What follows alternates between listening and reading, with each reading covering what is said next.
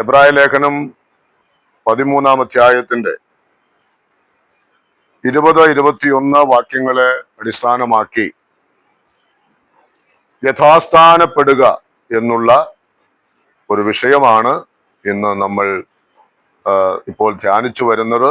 ആ വാക്യം നമുക്ക് ഒന്ന് വായിക്കാം. എബ്രായ ലേഖനം 13-ാം അധ്യായത്തിന്റെ 20-21 വാക്യങ്ങൾ.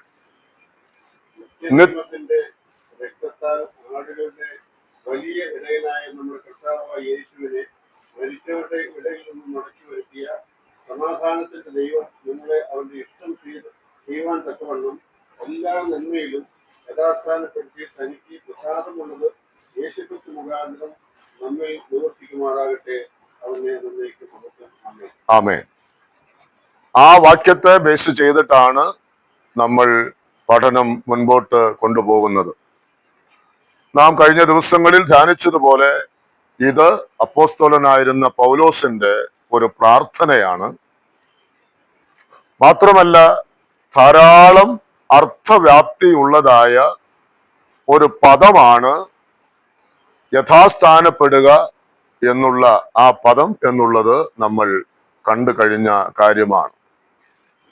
കഴിഞ്ഞ ക്ലാസ്സിൽ നമ്മൾ കണ്ടത് യഥാസ്ഥാനത്വം ആവശ്യമായി വന്നത് എന്തുകൊണ്ടാണ് എന്ന് പറഞ്ഞാൽ, ദൈവം ആക്കിയ സ്ഥാനത്ത് ഇല്ലാതിരിക്കുമ്പോഴാണ് വീണ്ടും ആ സ്ഥാനത്തേക്ക് കൊണ്ടുവരുവാൻ ആവശ്യമായി വരുന്നത്. സ്ഥാനത്ത് നിന്ന് മാറ്റപ്പെടുന്നവരെയാണ് തിരികെ ആ സ്ഥാനത്തേക്ക് കൊണ്ടുവരുന്നത്. അതിനാണ് നമ്മൾ യഥാസ്ഥാനത്വം എന്ന് പറയുന്ന ആ വാക്കുകൊണ്ട് അർത്ഥമാക്കുന്നത്. നാം കഴിഞ്ഞ ആഴ്ചയിൽ ധ്യാനിച്ചു, ആദാമിനെ ദൈവം ഏദൻ തോട്ടത്തിൽ ആക്കി. പക്ഷെ അവിടെ വന്നിട്ട് ദൈവത്തിന് ചോദിക്കേണ്ടതായിട്ട് വന്നു, ആദമേ നീ എവിടെയാണ്? ഇസ്രായേലിനോടുള്ള ബന്ധത്തിൽ നാം കണ്ടു, നീ എവിടെയാണ്? സഭയോടുള്ള ബന്ധത്തിലും നമ്മൾ പുതിയ നിയമത്തിൽ നിന്നും വായിച്ചു, നീ എവിടെയാണ് എന്ന ചോദ്യം അവിടെയും നമുക്ക് ചോദിക്കുവാനായിട്ട് കഴിയും. അതുപോലെ ഇളയ പുത്രനോടുള്ള ബന്ധത്തിൽ, പൊടിയൻ പുത്രൻ എന്ന് നാം വിശേഷിപ്പിക്കുന്ന അവനോടുള്ള ബന്ധത്തിലും നീ ഇപ്പോൾ എവിടെയാണ് എന്ന് നമുക്ക് ചിന്തിക്കുവാൻ ധ്യാനിക്കുവാൻ ഒക്കെ കഴിഞ്ഞ കാര്യമാണ്. അപ്പോൾ വാസ്തവത്തിൽ ആ ചോദ്യം നമ്മോട് തന്നെ ചോദിക്കേണ്ട ഒരു ചോദ്യമാണ്. ഞാൻ ഇന്ന് എവിടെയാണ്? എന്റെ ദൈവം എന്നെ ആക്കിയ സ്ഥാനത്ത് ഞാൻ ഇന്ന് ഉണ്ടോ എന്നുള്ളത് പരിശോധിക്കുവാൻ നമുക്ക് വളരെ ആവശ്യമായ ഒരു കാര്യമാണ്. നാം ഇവിടെ ആ വാക്യത്തിന്റെ ഒടുവിൽ ഇങ്ങനെയാണല്ലോ വായിച്ചത്, അവന്റെ ഇഷ്ടം ചെയ്യുവാൻ തക്കവണ്ണം എല്ലാ നന്മയിലും യഥാസ്ഥാനപ്പെടണം. അപ്പോൾ അവന്റെ ഇഷ്ടം ചെയ്യത്തക്കവണ്ണം അവന്റെ കൈകളിൽ ഞാനുണ്ടോ? അതാണ് ദൈവത്തിന്റെ ചോദ്യം. ദൈവത്തിന് എന്നെ ഉപയോഗിക്കുവാനായിട്ട് ലഭിക്കുന്നുണ്ടോ? അതാണ് കർത്താവിന്റെ ചോദ്യം. അതിന് നമ്മെ ലഭിക്കുന്നില്ലെങ്കിൽ ഒരു യഥാസ്ഥാനത്വത്തിന്റെ ആവശ്യം നമുക്ക് അനിവാര്യമാണ്. അത് വരുന്നത് വരെ, ആ യഥാസ്ഥാനത്വത്തിലേക്ക് വരുന്നത് വരെ, ദൈവത്തിന് നമ്മെ എടുത്ത് ഉപയോഗിക്കുവാൻ കഴിയുന്ന തരത്തിൽ നാം എത്തിച്ചേരുന്നത് വരെ നമ്മുടെ പ്രാർത്ഥന തുടരണം. എന്താണ്? ഞങ്ങളെ യഥാസ്ഥാനപ്പെടുത്തണമേ എന്നുള്ള ആ വലിയ പ്രാർത്ഥന. അതിനായിട്ട് ദൈവം നമ്മെ സഹായിക്കട്ടെ. ഇന്ന് അതിന്റെ തുടർമാനമായിട്ട് ചില കാര്യങ്ങൾ ഓർമ്മിപ്പിക്കണം എന്നാണ് ഞാൻ കർത്താവിൽ ആഗ്രഹിക്കുന്നത്. സ്ഥാനം നഷ്ടപ്പെട്ടാൽ, സ്ഥാനത്ത് നിന്നും നാം മാറിപ്പോയാൽ ആ വ്യക്തിക്ക് എന്താ സംഭവിക്കുക? ആ വ്യക്തിയോടുള്ള ബന്ധത്തിലോ അല്ലെങ്കിൽ കുടുംബത്തോടുള്ള ബന്ധത്തിലോ ഒരു സഭയോടുള്ള ബന്ധത്തിലോ ദൈവം ആക്കി വെച്ചതായ ആ സ്ഥാനത്ത് നിന്നുമുള്ളതായിരിക്കുന്ന മാറ്റം അവനെ എങ്ങനെ ബാധിക്കും എന്ന് നമ്മൾ ഓർക്കണം. നാം നേരത്തെ ഒരിക്കൽ ധ്യാനിച്ചപ്പോൾ നാം ഓർത്ത ഒരു കാര്യമുണ്ട്. ദൈവം തന്റെ മക്കൾക്ക് ചുറ്റും ഒരു കൃപാവലയം തീർത്തിട്ടുണ്ട്. ഒരു വലിയ കൃപയുടെ മതിൽ ദൈവം നമുക്കായിട്ട് വെച്ചിട്ടുണ്ട്. ആ കൃപയുടെ മതിലിന്റെ അകത്ത് നാം ഇരിക്കുന്നിടത്തോളം നാം വളരെ സുരക്ഷിതരാണ്. അതിന്റെ അർത്ഥം കഷ്ടങ്ങളോ നഷ്ടങ്ങളോ രോഗങ്ങളോ ഉണ്ടാകില്ല എന്നല്ല. ആത്മീകമായി നാം സുരക്ഷിതത്വമുള്ളവരാണ് ആ കൃപയുടെ വളപ്പിൽ. അടച്ചു കെട്ടിയ തോട്ടമെന്ന് നാം ദൈവസഭയെ കുറിച്ച് വായിക്കുന്നുണ്ടല്ലോ.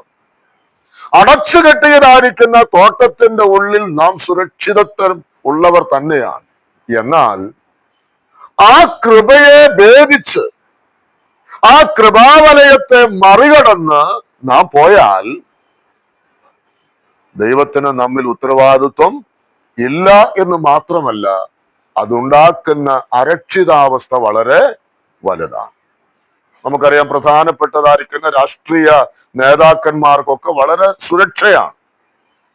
അവർക്ക് കൊടുത്തിരിക്കുന്ന ഒരു നിർദ്ദേശം എന്ന് പറയുന്നത് ആ ഒരുക്കപ്പെട്ടതായിരിക്കുന്ന സുരക്ഷാ കവചത്തിന് പുറത്ത് പോകരുതെന്നാണ്.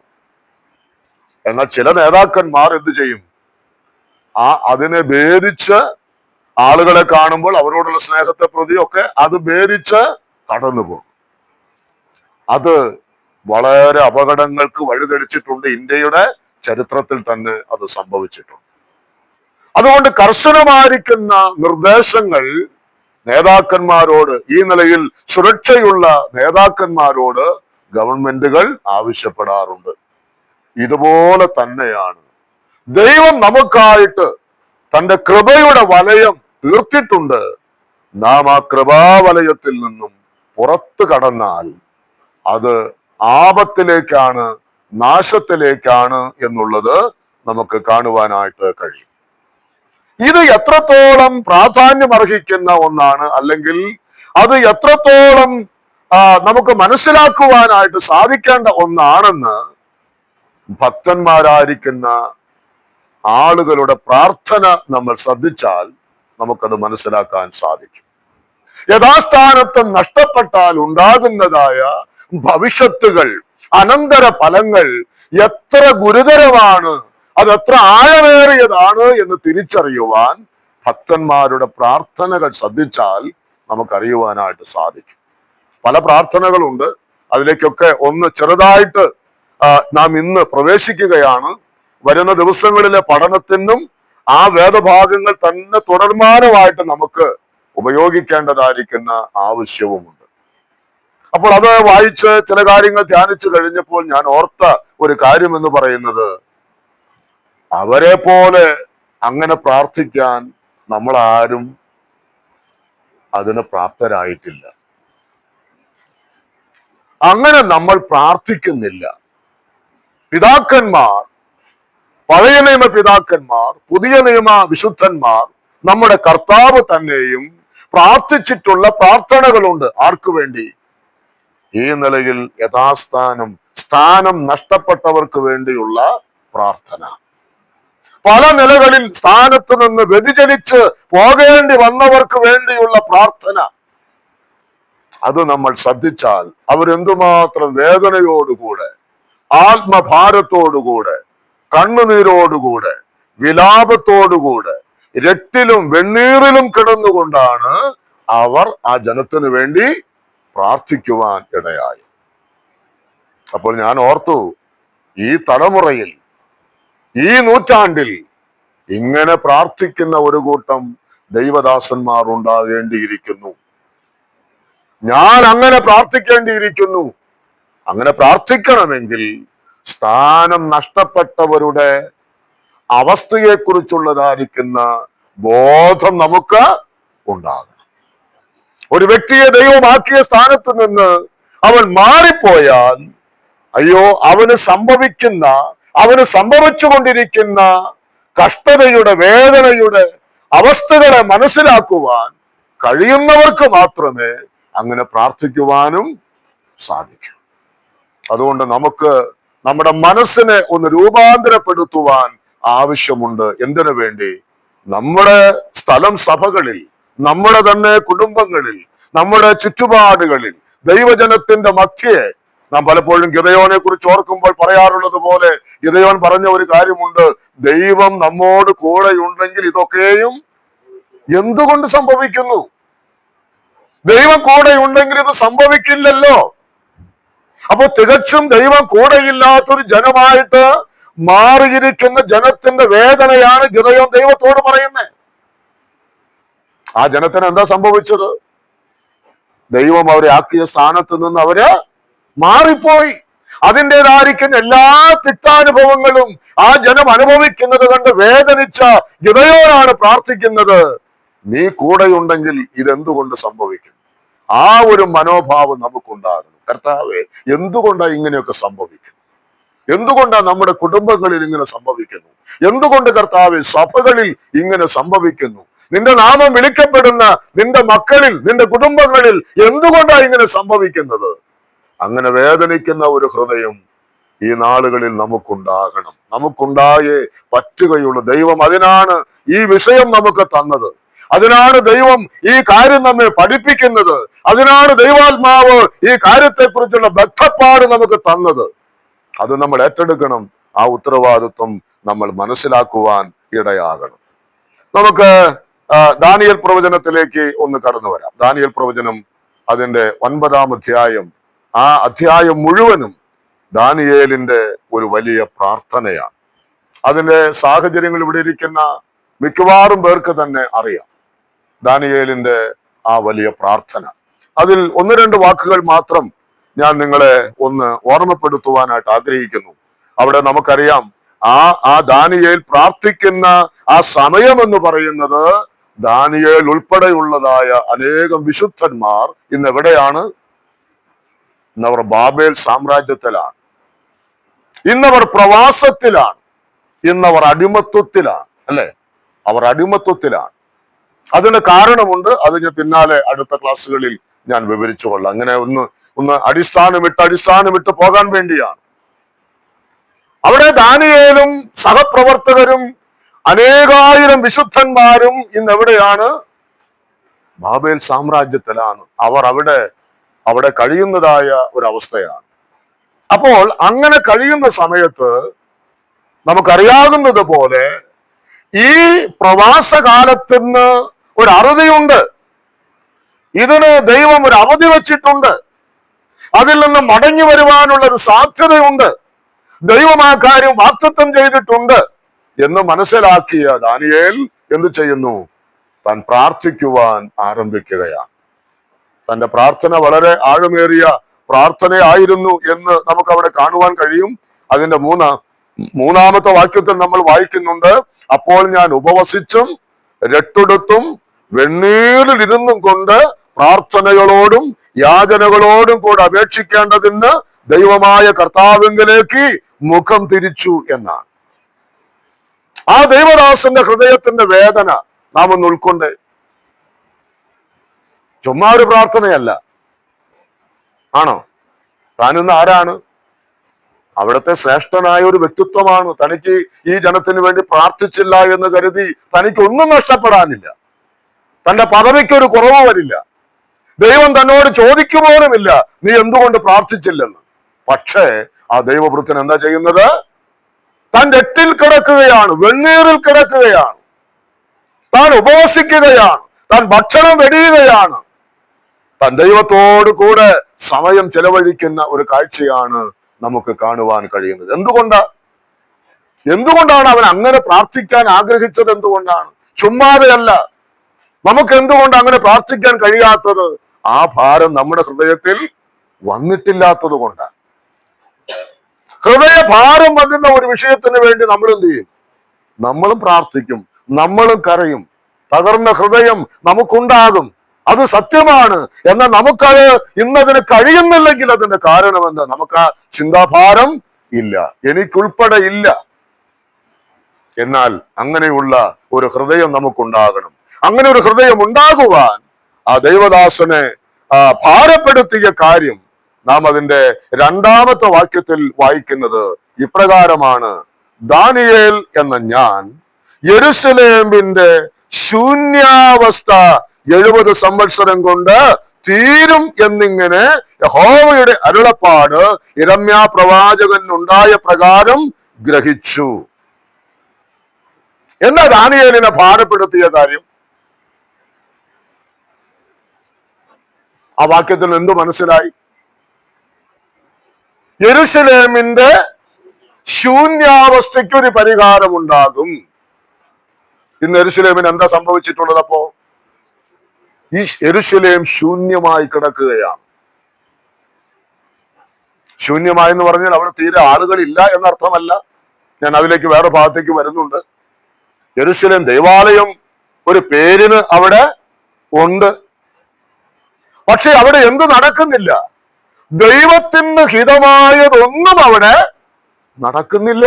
ആളുകൾ അവിടെയുണ്ട്, വ്യാപാരം നടക്കുന്നുണ്ട്, ജനങ്ങൾ ജീവിക്കുന്നുണ്ട്, പലതും അവിടെ സംഭവിക്കുന്നു. പക്ഷേ ദൈവത്തിന്റെ ദൃഷ്ടിയിൽ ഇന്ന് യെരൂശലേം എങ്ങനെയാ കിടക്കുന്നത്? ശൂന്യമായി കിടക്കുകയാണ്. അത് വളരെ വേദനാജനകമായ ഒരു അനുഭവമാണ്. അതിന്റെ 17-ാമത്തെ വാക്യത്തിലേക്ക് വരുമ്പോഴും അതിന്റെ 17-ാമത്തെ വാക്യത്തിൽ നാം വായിക്കുന്നത്: അടിയന്റെ പ്രാർത്ഥനകളും യാചനകളും കേട്ട് ശൂന്യമായിരിക്കുന്ന നിന്റെ വിശുദ്ധ മന്ദിരം. യെരൂശലേം ശൂന്യമായിരിക്കുന്നു, ദൈവത്തിന്റെ ആലയവും ശൂന്യമാണ്. അവിടെ ഒന്നും തന്നെ ഇല്ലാത്തതായ ഒരനുഭവം നമുക്കവിടെ കാണുവാനായിട്ട് കഴിയുന്നു. ഇനി അതിന്റെ 7-8 വാക്യങ്ങൾ നമ്മൾ വായിച്ചാൽ, ആ 9-ാം അധ്യായത്തിന്റെ തന്നെ 7-ാമത്തെ വാക്യത്തിന്റെ ആരംഭത്തിൽ നമ്മൾ വായിക്കുന്നു: ഞങ്ങൾക്കോ ഇന്നുള്ളതുപോലെ ലജ്ജയത്രേ, ശൂന്യമായി യെരൂശലേമും ശൂന്യമായി ആലയവും കിടക്കുന്നു എന്നത് കൊണ്ട് ഇന്ന് ഞങ്ങൾക്ക് എന്താണ്? ലജ്ജയാണ്. ഷെയിം എന്ന വാക്കാണ്. അതിന്റെ 8-ാമത്തെ വാക്യത്തിലും അങ്ങനെ തന്നെ: ഞങ്ങളും ഞങ്ങളുടെ രാജാക്കന്മാരും പ്രഭുക്കന്മാരും പിതാക്കന്മാരും ലജ്ജിക്കേണ്ടതു തന്നെ. എന്താ അവരുടെ മാനക്കേട്? എന്താ അവരുടെ മാനക്കേട്? ശൂന്യമായിരിക്കുന്ന യെരൂശലേം, ശൂന്യമായി കിടക്കുന്ന ദൈവാലയം. അവർക്ക് പണമില്ലാത്തതല്ല, അവർക്ക് ഭക്ഷണമില്ലാത്തതല്ല, അവർക്ക് ശരീരത്തിന് സുഖമില്ലാത്തതല്ല, ഭൗതികമായിരിക്കുന്ന യാതൊരു കാര്യത്തിന്റെയും കുറവല്ല. അവർക്ക് ലജ്ജയായിട്ട് മാറിയത്, ഷെയിമായിട്ട് മാറിയത്. മറ്റൊരു വാക്കിൽ അവിടെ ഇങ്ങനെയാണ് വായിക്കുന്നത്: ഒരു ആകപ്പാട് താറുമാറായി കിടക്കുന്നു എന്നാണ്. ആ ലജ്ജ എന്ന വാക്കിന്റെ മറ്റൊരർത്ഥം അതാണ്, താറുമാറായിട്ട് എന്ന് പറഞ്ഞാൽ ഒന്നിനും ഒരു ക്രമമില്ലാത്ത, ഒന്നിനും ഒരു അടുക്കും ചിട്ടയുമില്ലാത്ത. ഇന്ന് നമ്മൾ ഗസയിലൊക്കെ കാണുന്നത് പോലെ ആ യുദ്ധത്തിന്റെ ആ ഭീതിയിൽ ആകപ്പാടെ തകർന്നു കിടക്കുന്നത് പോലെ ആ നിലയിൽ ആരായിരിക്കുന്നു? ഈ വിശുദ്ധന്മാരായിരിക്കുന്നു. ആകപ്പാടെ അപമാനിക്കപ്പെട്ടവരായി, നിന്ദിക്കപ്പെട്ടവരായി അവർ മാറിയിരിക്കുന്നു എന്നാണ്. ഞങ്ങൾക്ക് ഇന്നുള്ളതുപോലെ ആകപ്പാടെ ലജ്ജയാണ്. ഞങ്ങളുടെ മുഖം ഇംഗ്ലീഷിലൊക്കെ എഴുതിയിരിക്കുമ്പോ but unto us confusion of faces എന്നാണ്. ആകപ്പാടെ ആ കൺഫ്യൂഷൻ എന്നുള്ളതിന് ഷെയിം എന്നാണ്. ആ മുഖത്ത് നോക്കിയാൽ തന്നെ എന്താണ് നമ്മൾ പറയില്ലേ, അവന്റെ മുഖത്ത് നോക്കിയാൽ തന്നെ ഒരു ചമ്മലാണ്. ആ നിലയിലുള്ളതായിരിക്കുന്ന അവസ്ഥയാണ് ഇന്ന് ആർക്കുള്ളത്? ഇസ്രയേലിൽ താൻ വായിക്കുന്ന യഹൂദന്മാരായ ഞങ്ങൾക്ക് അതുപോലെ ഇന്ന് വളരെ ലജ്ജയാണ് എന്നുള്ളതാണ്. അതിന്റെ 16-ാമത്തെ വാക്യത്തിന്റെ ഒടുവിലത്തെ വാക്ക് 9-ന്റെ 16-ന്റെ ഒടുവിലത്തെ വാക്കും നാം ഇങ്ങനെ വായിക്കുന്നു: നിന്റെ ജനവും യെരൂശലേമും നിന്റെ ജനവും ഞങ്ങൾക്ക് ചുറ്റുമുള്ള എല്ലാവർക്കും നിന്ദയായി തീർന്നിരിക്കുന്നുവല്ലോ. നിന്ദയായി ഞങ്ങൾ മാറ്റപ്പെട്ടിരിക്കുന്നല്ലോ, ഞങ്ങൾക്ക് ലജ്ജയായി മാറിയിരിക്കുന്നല്ലോ. അവിടെ വായിക്കുന്ന നിന്ദയായി, യെരൂശലേമും നിന്റെ ജനവും നിന്ദയായി എന്നുള്ളതിന് ഒരു വാക്ക് അവിടെ പറഞ്ഞിരിക്കുന്നത് എന്താണെന്നറിയാമോ? ഒരു ചൊല്ല് എന്ന് പറഞ്ഞാൽ ഈ ജനത്തെ ചൂണ്ടിക്കാണിച്ചുകൊണ്ട് ജാതികളായിരിക്കുന്ന ആളുകൾ നമ്മുടെ നാട്ടിൽ ചില കുടുംബങ്ങളെ നോക്കി അല്ലെങ്കിൽ ചില ദേശത്തെ നോക്കി ചില പഴഞ്ചൊല്ലുകൾ ഉണ്ടാക്കില്ലേ, ചില നിന്ദിക്കുന്ന വാക്കുകൾ ഉപയോഗിക്കില്ലേ? എന്നതുപോലെ ദൈവത്തിന്റെ ജനത്തെ കണ്ട്, യെരൂശലേമിനെ കണ്ട് ആളുകൾ എന്ത് ചെയ്യുന്നു? ആ നിലയിൽ നിന്ദിക്കുകയാണ് ചെയ്യുന്നത്. ആളുകൾ നിന്ദിക്കുന്ന ഒരനുഭവം നമുക്കവിടെ കാണുവാനായിട്ട് കഴിയുന്നുണ്ട്. യെശയ്യാവിന്റെ പ്രവചനം 1-ാം അധ്യായം 7-8 വാക്യങ്ങൾ. യെശയ്യാവിന്റെ പ്രവചനം 1-ാം അധ്യായത്തിന്റെ 7-8 വാക്യങ്ങളിലും നിങ്ങളുടെ ദേശം ശൂന്യമായി, നിങ്ങളുടെ പട്ടണങ്ങൾ തീക്കരയായി. അതിന്റെ 7-ാമത്തെ വാക്യമാണ്. 8-ാമത്തെ വാക്യത്തിൽ നാം അത് തന്നെ വായിക്കുന്നുണ്ട്. സിയോൻ പുത്രി മുന്തിരിത്തോട്ടത്തിലെ കുടിൽ പോലെയും വെള്ളരിത്തോട്ടത്തിലെ മാടം പോലെയും നിരോധിച്ച പട്ടണം പോലെയും ശേഷിച്ചിരിക്കുന്നു എന്ന് പറഞ്ഞാൽ യെരൂശലേമും ദൈവാലയവും ഒന്നുമില്ലാതായി. ഇത് ഇന്നത്തെ നമ്മുടെ കോണ്ടക്സ്റ്റിലേക്ക് ഒന്ന് ചിന്തിച്ചു നോക്കി. ഇന്നത്തെ നമ്മുടെ ആത്മീക നിലവാരത്തിലേക്ക്, നമ്മുടെ സ്ഥലം സഭകളിലേക്ക് ഒന്ന് നോക്കിയാൽ ഇതേ ചിത്രം തന്നെ നമുക്ക് കാണുവാൻ കഴിയും. മനോഹരമായിരിക്കുന്ന ഹോളുകളുണ്ട്, മനോഹരമായിരിക്കുന്ന സൗകര്യങ്ങളുണ്ട്, സാമ്പത്തികമായ ഭദ്രതയുണ്ട്. എന്നാൽ ഓരോ സ്ഥലം സഭകളിലേക്ക് നമ്മളൊന്ന് ഇറങ്ങിച്ചെന്ന് അവിടെയുള്ള ആളുകളുമായിട്ട് നമ്മളൊന്ന് ഇടപഴകാൻ ശ്രമിച്ചാൽ, അവരുമായിട്ട് സംസാരിക്കാൻ ശ്രമിച്ചാൽ, അവിടെയുള്ളതായിരിക്കുന്ന ഒരു യോഗത്തിലേക്ക് നാം കടന്നു ചെന്നാൽ അപ്പോൾ നമുക്കറിയാം, എന്തറിയാം? അവിടുത്തെ ശൂന്യാവസ്ഥ, ആത്മീകമായ ജീവനില്ലാത്ത അവസ്ഥ. എല്ലാമുണ്ട്, ആരാധന യോഗമുണ്ട്, ബൈബിൾ ക്ലാസ്സുകളുണ്ട്, സഭായോഗങ്ങളുണ്ട്, എല്ലാം നടക്കുന്നുണ്ട്. പക്ഷേ എന്തില്ല? ഒരു നിറവിന്റെ അനുഭവം എങ്ങുമില്ല. എല്ലാവരും അങ്ങ് ഒരു തരം, നാം വായിച്ചതുപോലെ വെള്ളരിത്തോട്ടത്തിലെ കുടില് പോലെ, മുന്തിരിത്തോട്ടത്തിലെ കുടില് പോലെ. എങ്ങനെ ഇരിക്കും അത്? കാണാൻ വല്ല ഭംഗിയുണ്ടാകുമോ? അതുപോലെ ആയിത്തീർന്നിരിക്കുന്ന ഗതികെട്ടതായ ഒരവസ്ഥ സഭകൾക്ക് ഉണ്ടായി. എന്നാൽ അന്ന് യെരൂശലേമിനെ നോക്കി, ആ ദൈവാലയത്തെ നോക്കി, അതിന്റെ ശൂന്യാവസ്ഥ കണ്ട്, അതിന്റെ ലജ്ജ കണ്ട് പ്രാർത്ഥിക്കാൻ ഒരു ദാനിയേല് അന്നുണ്ടായിരുന്നു. പക്ഷെ ഇന്ന് ആർക്കാ നേരം? അതൊക്കെ അങ്ങനെ നടക്കും. ആര് വീണാലെന്താ, ആര് പോയാലെന്താ, എങ്ങനെ ആയാലെന്താ, ആ സഭ എങ്ങനെ ആയാൽ എനിക്കെന്താ കുഴപ്പം? ഇതൊക്കെയാണ് നമ്മൾ ചിന്തിക്കുന്നത്. അങ്ങനെയുള്ള ഒരു സമൂഹമായി നമ്മൾ ഓരോരുത്തരും മാറ്റപ്പെട്ടിരിക്കുന്നു. അതിന് ഒരു മാറ്റം അനിവാര്യമായിരിക്കുന്നു. ഈ ദാനിയേലിന്റെ ഒരു ഹൃദയം നമുക്കുണ്ടാകേണ്ടത് വളരെ ആവശ്യമാണ്. നമുക്ക് എസ്രായുടെ ഒരു പ്രാർത്ഥനയിലേക്ക് നമുക്കൊന്ന് വരാം. എസ്രായുടെ പുസ്തകം 9-ാം അധ്യായം. എസ്രായുടെ പുസ്തകം 9-ാം അധ്യായത്തിന്റെ 6-ാമത്തെ വാക്യത്തിൽ നമ്മൾ വായിക്കുന്നത്, എന്റെ ദൈവമേ, ഞാൻ എന്റെ മുഖം എന്റെ ദൈവമായ നിങ്കലേക്ക് ഉയർത്തുവാൻ ലജ്ജിച്ച് നാണിച്ചിരിക്കുന്നു എന്നാണ്. ദൈവദാസനായ നെഹമ്യാവ് പറയുകയാണ്. എസ്രായുടെ അല്ല, നെഹമ്യാവിന്റെ എസ്രയുടെ തന്നെ പ്രാർത്ഥനയാണ്.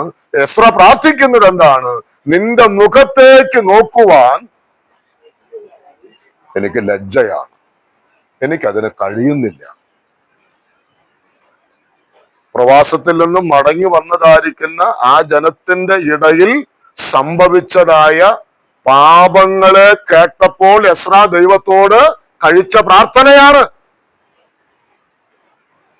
ദൈവം, ഇതെന്തൊരു മാനക്കേടാണ്, ഇതെന്തൊരു അവസ്ഥയാണ്, ഇതെന്തൊരു ലജ്ജാകരമാണ് എന്ന് എസ്ര അവിടെ ദൈവസന്നദ്ധിയിൽ കരയുന്ന ഒരനുഭവം നമുക്ക് കാണുവാൻ കഴിയും. അതിന്റെ 7-ാമത്തെ വാക്യത്തിൽ നമ്മൾ വായിക്കുന്നത്, 7-ാമത്തെ വാക്യത്തിന്റെ ഒടുവിൽ, വിദേശ രാജാക്കന്മാരുടെ കയ്യിൽ വാളിനും പ്രവാസത്തിനും കവർച്ചയ്ക്കും അപമാനത്തിനും ഏൽപ്പിക്കപ്പെട്ടിരിക്കുന്നു എന്നാണ്. എന്താ ആ ദൈവദാസന്റെ മുഖം ദൈവത്തിങ്കിലേക്ക് ഉയർത്തുവാൻ അവന് കഴിയാതെ പോയത്? ലജ്ജയായി മാറിയതിന്റെ കാരണം എന്താണ്? കുറച്ച് ആളുകൾ മാത്രമേ അന്ന് തിരിച്ചു വന്നിട്ടുള്ളൂ. ബാക്കിയുള്ളവരെല്ലാം എവിടെ കിടക്കുകയാണ്? അന്ന് ബാബേലിൽ വീണ്ടും അവിടെ തന്നെ കിടക്കുകയാണ്.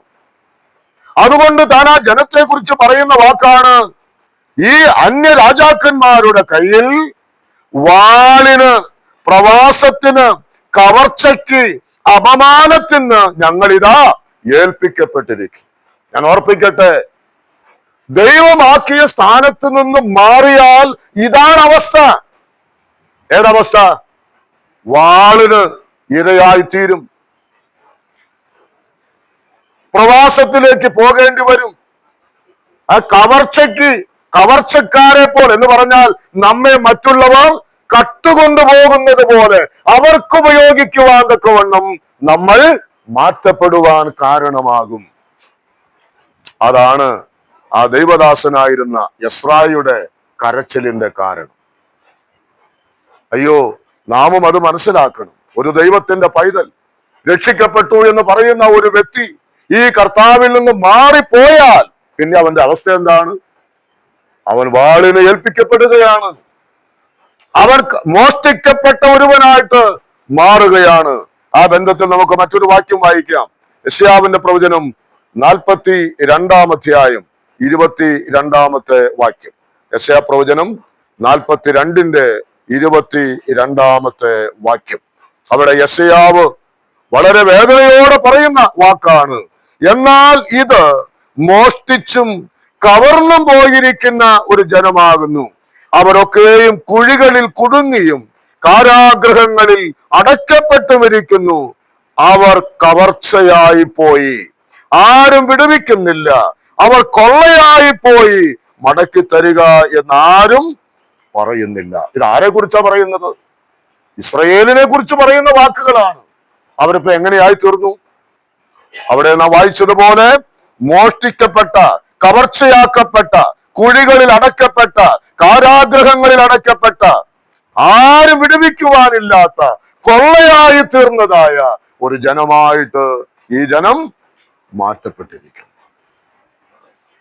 ആ ജനത്തിന്റെ അവസ്ഥ ഇതാണ് എന്ന് യെശയ്യാ പ്രവാചകനും മനസ്സിലാക്കിക്കൊണ്ടുള്ളതായ കരച്ചിലാണ്. 57-ാം അധ്യായത്തിന്റെ യെശയ്യാവ് തന്നെ 57-ന്റെ 1-ാമത്തെ വാക്യത്തിൽ ഒന്നുണ്ട്, നീതിമാൻ നശിക്കുന്നു, ആരും അത് ഗണ്യമാക്കുന്നില്ല, ആരും അതിനെ ഗൗനിക്കുന്നില്ല.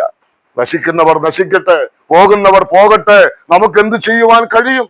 ഈ മനോഭാവം അന്നും ഉണ്ടായിരുന്നു, ഇന്നും ആ മനോഭാവം കൂടുതൽ തന്നെയാണ്. ആരും ഗണിക്കാത്ത നീതിമാന്മാർ എന്ന് പറയുന്നവർ, ദൈവത്തിന്റെ മക്കൾ എന്ന് പറയുന്നവർ ദൈവമാക്കിയ സ്ഥാനത്ത് നിൽക്കാതെ അവർ മാറിപ്പോയാൽ അവരെ കാത്തിരിക്കുന്നത് വലിയ നാശമാണ്, അവരെ കാത്തിരിക്കുന്നത് ലജ്ജയാണ്, അവരെ കാത്തിരിക്കുന്നത് വലിയ അപമാനമാണ് എന്നുള്ളത് നാം മനസ്സിലാക്കേണ്ട ഒരു കാര്യമാണ്. ഇങ്ങനെയുള്ള നാളുകൾ, അതായത് ഈ സ്ഥാനത്ത് നിന്ന് മാറ്റപ്പെട്ടു പോകുന്നതായിരിക്കുന്ന നാളുകളെ കുറിച്ച് ഒരു വാക്യം നമുക്കൊന്ന് നോക്കാം. ഈ 137-ാം സങ്കീർത്തനത്തിന്റെ 4-ാമത്തെ വാക്യം നമുക്ക് പരിചയമുള്ള ഒരു വാക്യമാണ്. അതിന്റെ 4-ാമത്തെ വാക്യം നമ്മൾ വായിക്കുന്നത്, ഞങ്ങൾ യഹോവയുടെ ഗീതം അന്യദേശത്ത് പാടുന്നത് എങ്ങനെ പാടാനാ അല്ലേ? എങ്ങനെ പാടും? അവിടെ മുകളിൽ വായിക്കുന്നുണ്ട്, അവര് ചോദിച്ചു, നിങ്ങളൊരു പാട്ടൊക്കെ ഒന്ന് പാട്. ഇവർക്ക് പാടാൻ പറ്റണ്ടേ? കാരണം എന്താണ്? ഇവർ ആ നിലയിൽ അടിപ്പെട്ടു പോയി.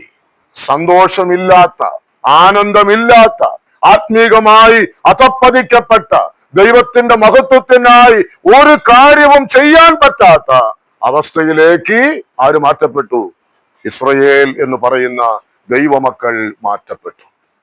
ഈ തലമുറയിലും അങ്ങനെ എത്രയോ ആളുകൾ നമ്മുടെ കർത്താവിനെ ആരാധിക്കാൻ കഴിയാതെ, ഒരു പാട്ടുപാടാൻ കഴിയാതെ, ദൈവവചനം കേൾക്കാനോ പഠിക്കാനോ നിവൃത്തിയില്ലാതെ എത്രയോ ഇടങ്ങളിൽ എന്തിനാ പോയിട്ടുള്ളത്? നമുക്കറിയാം, ഈ ഭൗതികമായ കാര്യങ്ങൾക്ക് വേണ്ടിയാണ്. അതിനു വേണ്ടിയുള്ള നെട്ടോട്ടത്തിൽ പ്രവാസികളെ പോലെ, അർത്ഥാൽ ഇന്ന് ജോലിക്ക് വേണ്ടി പ്രവാസത്തിൽ പോയെന്നല്ല, ആത്മീകമായിരിക്കുന്ന ഒരു തരം പ്രവാസം എന്ന് പറഞ്ഞാൽ ദൈവത്തിൽ നിന്നും മാറ്റപ്പെട്ടതായ ഒരു അനുഭവത്തിലേക്ക് ഇന്ന് അനേകര് മാറിക്കൊണ്ടിരിക്കുന്നു എന്നുള്ളത് നമ്മൾ മനസ്സിലാക്കേണ്ട ഒരു യാഥാർത്ഥ്യമാണ്. അപ്പോൾ ദൈവമാക്കിയ സ്ഥാനത്ത് നിന്ന് ഉള്ളതായിരിക്കുന്ന മാറ്റം ദാനിയേലിന്റെ ദൃഷ്ടിയിൽ നാം കണ്ടു, അത് യസ്രയുടെ ദൃഷ്ടിയിൽ നാം കണ്ടു, യെശയ്യാ പ്രവാചകന്റെ ദൃഷ്ടിയിൽ നമുക്ക് കാണുവാൻ തക്കവണ്ണം ഇടയായിട്ടുണ്ട്. കഴിഞ്ഞ ആഴ്ചയിൽ നമ്മൾ ആദമിനെയും ഹവ്വയെയും കുറിച്ച് ചില കാര്യങ്ങൾ ചിന്തിച്ചു അല്ലേ? നീ എവിടെ എന്ന് ചോദിക്കേണ്ട അവസ്ഥയിലേക്ക് അവർ മാറ്റപ്പെട്ടു. ആ 3-ാം അധ്യായത്തിന്റെ ചില വാക്കുകൾ നമുക്ക് വായിക്കാം. ഏദൻ തോട്ടത്തിൽ നിന്നും പുറത്താക്കപ്പെട്ടതിനാൽ അവർക്ക് ഭവിച്ച ചില കാര്യങ്ങൾ അതിന്റെ 3-ാം അധ്യായത്തിന്റെ 16-ഉം 17-ഉം വാക്യങ്ങളിൽ നമ്മൾ വായിക്കുന്നുണ്ട്. വിശദീകരിക്കാൻ ആവശ്യമില്ല. അവിടെ സ്ത്രീയോട് പറയുന്നത് എന്താണ്? സ്ത്രീയോട് പറയുന്നത് കഷ്ടവും ഗർഭധാരണവും ഏറ്റവും വർദ്ധിക്കും, നീ വേദനയോടെ മക്കളെ പ്രസവിക്കും. ദൈവമാക്കിയ സ്ഥാനത്ത് നിന്ന് മാറിപ്പോയതിന്റെ തിക്തഫലമാണ് എന്ത്? വേദനയും വേദനയോട് കൂടിയ പ്രസവവും. അത് സ്ത്രീകൾക്ക് ഉണ്ടായത് എന്താണ്? ഹൗവ ചെയ്തതായ പാപത്തിന്റെ പരിണിത ഫലമാണ്. അയ്യോ, അതിൽ നിന്ന് മാറി നിൽക്കാൻ ഒരു സ്ത്രീക്കും കഴിയുകയില്ല. പണ്ടൊരു ദേവദാസൻ പറഞ്ഞതുപോലെ അവർ അത് ചോദിച്ചു മേടിച്ചതാന്ന് പറയും. ഒരുപക്ഷെ ദൈവം മക്കളെ നൽകുവാനായിട്ട് ഗർഭധാരണവും പ്രസവവും സ്ത്രീകൾക്ക് ദൈവം നിയമിച്ചിട്ടുള്ള കാര്യമാണ്. എന്നാൽ അത് വേദനയോടുകൂടെ എന്നത് ഈ പാപം ചെയ്തതിന് ശേഷം ദൈവം അവർക്ക് നൽകിയ ഒരു ഒരു ഒരു പണിഷ്മെന്റ് പോലെയാണ്. അതാണ് സ്ത്രീകൾ ഇന്ന് അനുഭവിക്കുന്നത്. അത് ഈ ലോകം ഉള്ളിടത്തോളം അത് തുടരുക തന്നെ ചെയ്യും. അവിടെ പുരുഷനോട് പറഞ്ഞ കാര്യം എന്താണ്? നിന്റെ ഭാര്യയുടെ വാക്ക് നീ അനുസരിക്കുകയും ചെയ്തത് കൊണ്ട് എന്താ പറയുന്നത്? നിന്റെ നിമിത്തം ഭൂമി ശപിക്കപ്പെട്ടിരിക്കുന്നു. ആയുഷ്കാലമൊക്കെ കഷ്ടതയോടെ അതിൽ നിന്ന് അഹോവൃത്തി കഴിക്കും. മുള്ളും പറക്കാരയും നിനക്ക് അതിൽ നിന്ന് മുളയ്ക്കും. നിലത്ത് അതിന്റെ മുഖത്തെ വിയർപ്പോടെ നീ ഉപജീവനം കഴിക്കും. പുരുഷന്മാർക്ക് എന്ത് അധ്വാനം, എന്ത് വിയർത്ത് കഷ്ടപ്പെട്ട് ജീവിക്കാൻ ഈ പുരുഷന്മാർക്ക് എന്താ ഇത്ര വിധി? എന്താ കാരണം? അത് ദൈവം നൽകിയ ശിക്ഷയാണത്. ദൈവമാക്കിയ സ്ഥാനത്ത് നിന്നും മാറിയെന്നതിനാൽ ദൈവം കൊടുത്തതായ ശിക്ഷയാണ്.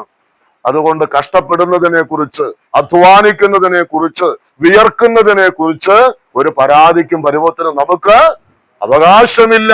അത് നാം ചെയ്തേ മതിയാകൂ. അത് അനുഭവിക്കുവാൻ നാം കടപ്പെട്ടവർ തന്നെയാണ്.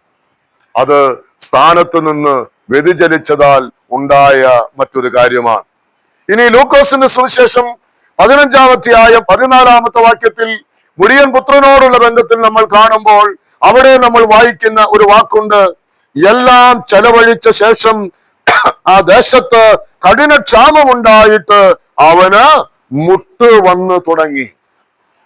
എന്താ അവനുണ്ടായത്? അവന് വലിയ ഒരു വലിയ ഒന്നുമില്ലാത്ത അവസ്ഥയിലേക്ക്, മുട്ട് വരുന്ന അവസ്ഥയിലേക്ക്, ദാരിദ്ര്യത്തിന്റെ അനുഭവത്തിലേക്ക് അവൻ മാറ്റപ്പെട്ടു. ഒരുപക്ഷെ ഞാനത് ഭൗതികമായ ദാരിദ്ര്യം അന്ന് അവന് സംഭവിച്ചത് അതായിരിക്കാം. എന്നാൽ ദൈവമാക്കിയ സ്ഥാനത്ത് നിന്ന്, കുടുംബത്തിൽ നിന്ന് മാറുന്ന ഒരു സാഹചര്യം അവനെ ആത്മീകമായി ശൂന്യനാക്കി മാറ്റും. ഒന്നുമില്ലാത്തവനാക്കി അവനെ മാറ്റുമെന്നുള്ളത് നമുക്ക് കാണുവാനായിട്ട് കഴിയും.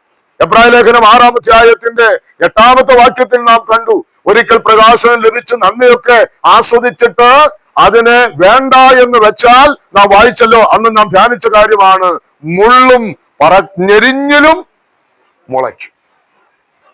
ദൈവമാക്കിയ സ്ഥാനത്ത് നിന്ന് മാറിപ്പോയാൽ പിന്നെ നമ്മിൽ നിന്നും ഉണ്ടാകുന്നത് എന്തായിരിക്കും? മുള്ളും ഞെരിഞ്ഞിലുമാണ്.